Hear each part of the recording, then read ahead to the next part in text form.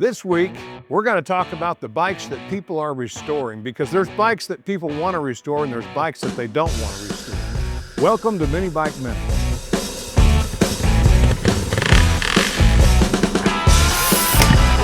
HK0. That is an acronym I think that people are becoming more and more familiar with. I wasn't familiar with it. When I had 500 bikes that I had purchased, I really didn't know what a K1, a K0 was. I didn't know. I just loved them and I just kept buying them. But we want to look at the HK0 as the top bike that people are building when they are looking to build an investment bike. An investment bike is, we'll talk about kind of the personal piece of this, but an investment bike is a bike that you can hand down generationally. It's going up in value every year. Now we're seeing it just like I've said before, like the stock market, it'll flatten out, it'll go down a little bit, and then it goes back up again. That is a blue chip stock. If you guys know what anything about the stock market, that's a blue chip stock. This is a candy orange right here, a candy topaz orange. That's going to a customer in Pennsylvania. This is a bike that was restored 20 years ago, actually 22 years ago. This is how they restored bikes at a high level 22 years ago. This is candy emerald green, and it's sitting next to an original, never touched, not restored. This is a survivor. It's got a couple of parts that have been updated on it, for example, the seat. But this is a survivor in every sense. It's exactly the way it came from Honda. And so you can see they did a pretty good job, didn't they, with the paint match 26 or 7 years ago. We traded for this bike. That's how I got my hands on this one. This came in on trade to me for a bike that they wanted a green the way we do it. They wanted to restore it the way we do it. I'm grateful. What an honor it is to take a pretty good bike like this in on trade. He had this bike at his lake house. He actually used it. But he didn't really hurt it that bad. We're seeing some failure here, and that's funny. These were probably re-chromed, but they didn't do the triple plating correctly, and that is zinc, copper, and chrome plating in order to do that right. But really a pretty good example. This is okay. This is a really nice K0 here. So I want to start from the top again. What I said was the HK0 is the Holy Grail. That is the top restored value-wise, but they're not that much different. In fact, we're seeing some of that's the red, the gold, and the blue. We're seeing the red, gold, and blue, the 3-speed. We're seeing that bike touch $10,000 in some settings. In fact, we've seen them bring 10.5, 10.8, 11.1. We've seen them in that area. We've sold our orange bikes. As you know, we sell our bikes less than the market, always have. But the market has gone up. We saw that bike a few weeks ago bring 20,000. The green bike, 20,200 on Bring a Trailer. We had an orange bike that brought 10,700 by one of our customers recently. We had a red bike that brought 8,900 recently in another venue. And so this is a red K0. So the only difference is 4-speed, 3-speed. 3 colors for the K0, 3 colors for the 4-speed. This is a survivor sitting right next to a restored one. In fact, this survivor came in from the same customer that traded in the green restored bike. The one was restored 25 years ago or so. That customer had this red survivor, and it's got a few things on it didn't have. It's got an aftermarket. We put a headlight on it because the headlight was shot. And as you can see, we bought this on eBay, nowhere close to matching. But at any rate, really a much better presentation than it was. What are we doing now? We're going to go to the HK1. So if I were to tell you which bikes are bringing the most money, it's going to be the HK0 and the K0, right with the K0, and maybe sometimes a little bit higher than the K0. That's this red bike here that's got the vertical badging versus that horizontal badging that you see on the orange bike right behind it. That's that's one dead giveaway. Obviously, this is a 4-speed manual clutch, H for hand clutch, and this is a front brake on the 3-speed. So going back over here to the 4-speed, this is the next generation. What do you call that? HK1. So that's an H hand clutch, K1, meaning this body, this chassis style is the next generation from the K0. This is the K1 next to it, same exact color. Some people don't realize they're the same color because the badge, this blue, throws them off a little bit on what shade of red this is. But this is an excellent bike that we've restored for a gentleman up in Minnesota that's going to go to him.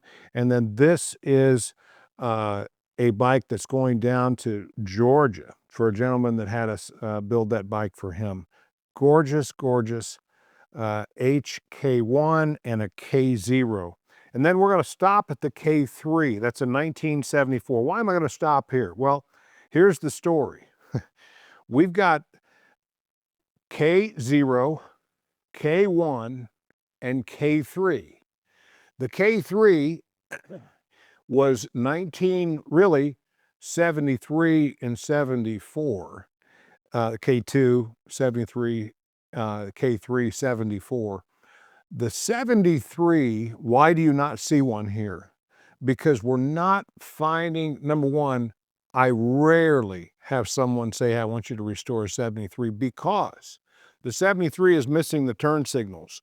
The 73 is lost between the K1 and the K3. The 73 went to this similar badging on the K3, but not as much chrome as the 74, primarily because we've got the turn signals on the 74. So why would somebody build a bike that looks like a 73 and doesn't have the turn signal, or the 74 doesn't have the turn signals? 73 didn't have the turn signals, looks like a 74, but a little bit different badge, no turn signals. Why would you want that? They're not really bringing in any money at the auction, probably because you had one. And that would be the rare customer that says, hey, I want you to build me a 73, because it costs a lot more to build this bike than actually the 74 is the most expensive bike to restore, and yet does not have the value of the 72 and the 70. Does not have the value, but it costs more to restore. The primary reason it costs more to restore is because it has a unique switch on top. When you look at the switch, for example, when they changed, this is a 1982 model, but one of the things that you see on the 74 is they went to an on-off switch that was different and very, very expensive to find. If you can find them on eBay or Facebook or one of those clubs, you need to buy them if you like 74s, because that is the hardest part to find. There's several $100s when you do find them. Obviously the chrome shock tops, so to speak, on the front, different than the previous generation. Seeing here, same front shock and suspension, except for you've got a boot on this one. The K0 had a boot, but then in K1, they got rid of that boot. So that's why you don't see 73s in my shop. I've seen them bring good money on eBay, $5,000, $6,000, $7,000, but those are what I would call outliers. The 74s are about $8,000, but they don't bring that. They're $7,400, $7,500 if they're done the way we do them. The way we do them here, if they're done at a high level. And so that's why these are the bikes that are being restored. Obviously, these come in two colors. The K1 only comes in two colors. I don't have the candy yellow special in here right now, but this is candy ruby red and the candy yellow special. You could get the 4-speed or the 3-speed, and you could only get it in those two colors. Going backwards here, on the K0. You could get the K0 in red, blue, sapphire blue, and gold. I've shown you guys several of those in my previous episodes. And then in the Holy Grail, the HK0, you got these in candy topaz orange, candy emerald green, and candy blue green. Going to show you that blue green that I showed you in our last episode that we were tearing down for a client that wants a special build. We just delivered his green HK0. He's over the moon. He loves it. And I'm going to show you the blue one here in just a minute. I promised that we were going to talk about the rest of the journey on this blue-green, but I want to show you this bike in particular because what is fun, and this is going to be something we want to feature, this candy blue-green, look at how blue this is. And it's more blue than green, you'll notice. And so what we do is we want to come back just the same way. This is going to be a candy blue-green restoration. You can see now this is the blue-green, and I don't think anybody does it better than we do. This is 7 coats, and Brad is as good as it gets. We have not water sand and buffed this yet, but it's going to get there. Now, we've also completed the engine, as you can see, and this is getting ready. We're going to be mounting this shortly. We've got triple trees ready over there, the chrome, the top end's done, but we're going to follow this. This is my customer David in Minnesota. We're going to follow this through the process because you saw it last time before we even took it apart. I've always got one more thing, and this week is no different. I was thinking about some of my customers that have requested they wanted to buy a bike. They wanted to really get something that they could give to their kids or their grandkids, and not necessarily something that they would want to ride at the farm, but really having something that has tremendous value to the grandfather. So if you're a grandchild and you receive something for your grandpa, and it's after he goes on to his promotion, we'll talk about that in a second, you know, you really want it to have value. You don't want the kids you might want them to take it out and ride it. That'd be neat. But they do they hold their value, and they're going to continue to go up, and they're being given away to generations now because the value has just become so phenomenal, just like an antique and classic car is.